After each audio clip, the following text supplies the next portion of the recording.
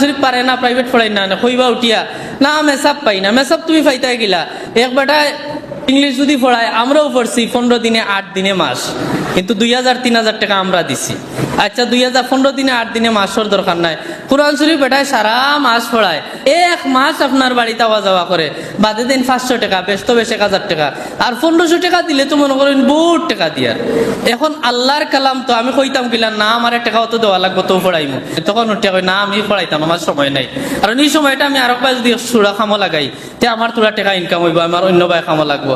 আমরা ইতা হিসাব খানো স্কুলের কলেজের পড়াতে ইতা হিসাব করি না, কোরআন শরীফের বেলায় ওটা আমরা খুব হিসাব করি।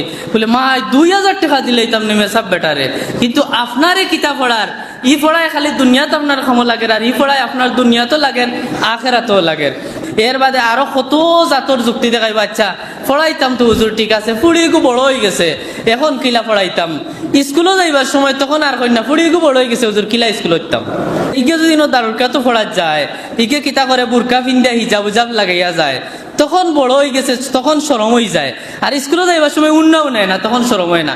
আসলে শয়তানি দুকা শয়তানে তখন দেখা দেয় না না বড় হয়ে গেছে, এখন আর করে কোরআন শরীফ কানের দরকার নাই। বুঝে কইছি তুনিত মধুর লাগায়, আপনার যুক্তিগু খুব সুন্দর বলে আসলে রে এখন খিলা পড়াইতাম, এগু তো বড় হয়ে গেছে, এখন একবারে পড়া নিয়ে বাদ হয়ে গেল।